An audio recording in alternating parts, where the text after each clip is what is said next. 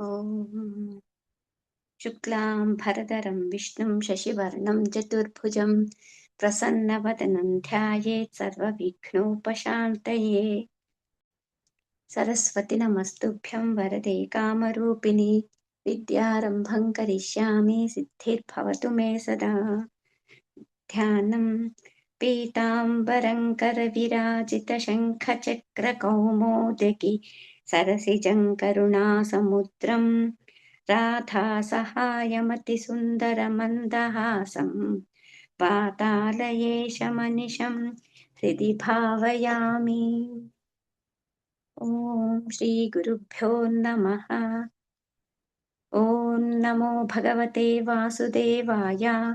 ॐ श्रीकृष्णाय परब्रह्मणे नमः। अथ श्रीमन्नारायणीयं द्वाविंशतितमं दशकम् अजामिलोपाख्यानम्। अजामिलो नाम महीसुरः पुरा चरन् विभो धर्मपथान् गृहाश्रमे। गुरोर्गिराकाननमेत्य दृष्टवान् सुधृष्टशीलं कुलटां मदाकुलाम्।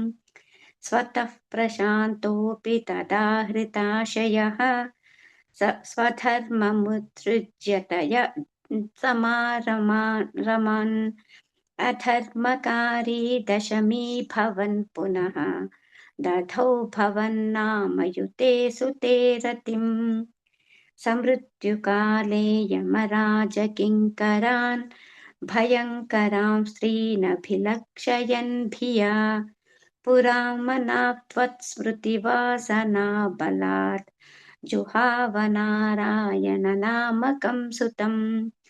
दुराशयस्यापि तदाद्वनिर्गतत्वदीयनामाक्षरमात्रवैभवात् पुरोऽभिपेतुर्भवदीयपार्षदाः चतुर्भुजाः पीतपटा मनोरमाः।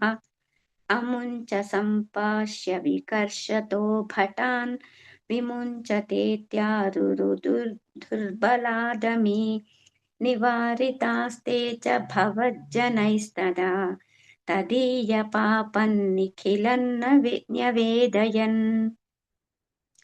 भवन्तु पापानि कथन्तु निष्कृते कृतेऽपि भो दण्डनमस्ति पण्डिताः। न निष्कृतिः किंविदिता भवादृशाम् इति प्रभो त्वत्पुरुषा बभाषिरे। श्रुतिस्मृतिभ्यां व्रतादयः पुनन्ति पापन्न लुनन्ति वासनाम्। अनन्तसेवा तु निकृन्तति द्वयीम् इति प्रभो त्वत्पुरुषा बभाषिरे।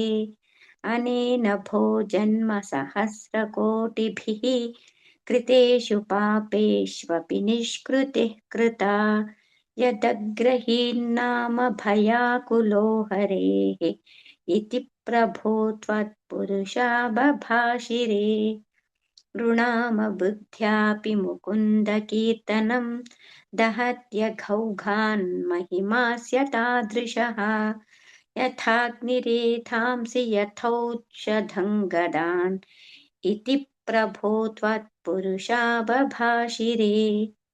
इतीरित्यैर्याम्य भटैरपाश्रिते भवद्भटानां च गणे तिरोहिते भवत्स्मृतिं कञ्चन कालमाचरन् भवत्पदं प्रापि भवद्भटैरसौ।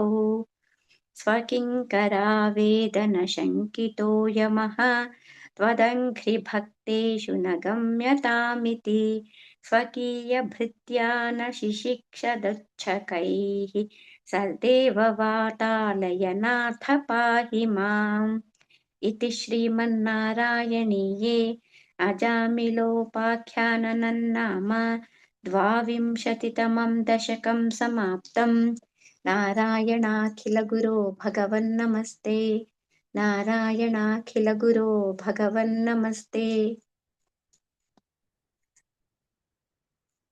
अथ श्रीमन्नारायणीयम् त्रयोविंशतितमं दशकं दक्षचरितं चित्रकेतूपाख्यानं च प्राचेतसस्तु भगवन्नपरोऽपि दक्षः त्वत्सेवनौ व्यथितसर्गविवृद्धिकामः आविर्बभूविथ तदा लसदष्टबाहुः तस्मै वरं ददिथ तां च वधूमसिग्नीम् तस्यात्मजास्त्वयुतमीश पुनः सहस्रं श्रीनारदस्य वचसा तव मार्गमापुः नैकत्र वासमृषये च मुमोच शापं भक्तोत्तमस्य वृषिरनुग्रहमेव मेने षष्ट्या तथो दुहितृभिः सृजतः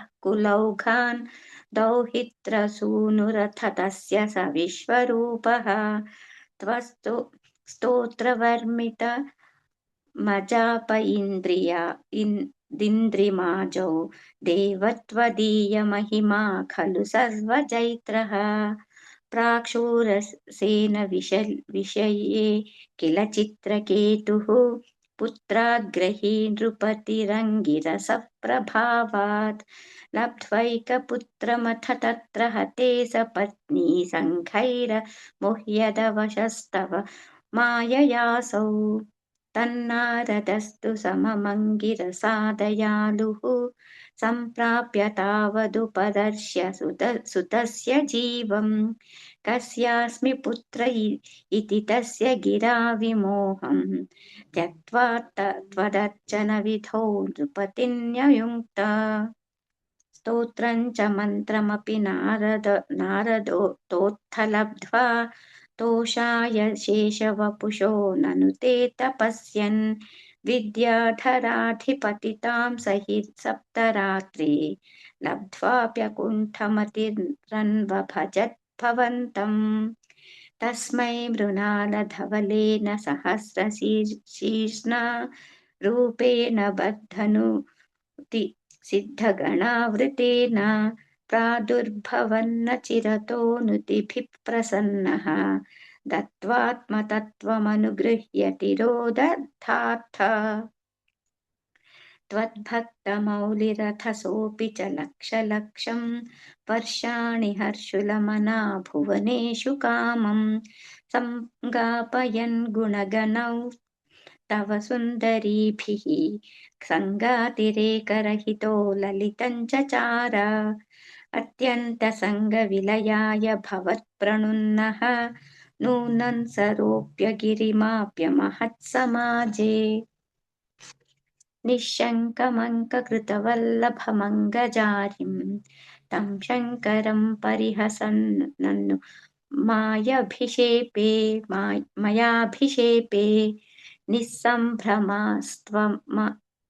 निःसम्भ्रमस्त्वय मया चितशापमोक्षः वृत्रासुरत्वमुपगम्य सुरेन्द्रयोधी भक्त्यात्मतत्त्वकथनैः समरे विचित्रम् शत्रोरपि भ्रममपास्य गतः पदन्ते त्वत्सेवनेन दितिरिन्द्रवधोद्यतापि तान् प्रत्युतेन्द्रसुहृदो मरुतोऽभिलेभे दुष्टाशयेऽपि शुभदैव भवन्निषेवा तत्तादृशस्त्वमव मां पवनालयेश इति श्रीमन्नारायणीये दक्षचरितं चित्रकेतूपाख्यानं च त्रयोविंशतितमं दशकं समाप्तम् नारायणाखिलगुरो भगवन्नमस्ते नारायणाखिलगुरो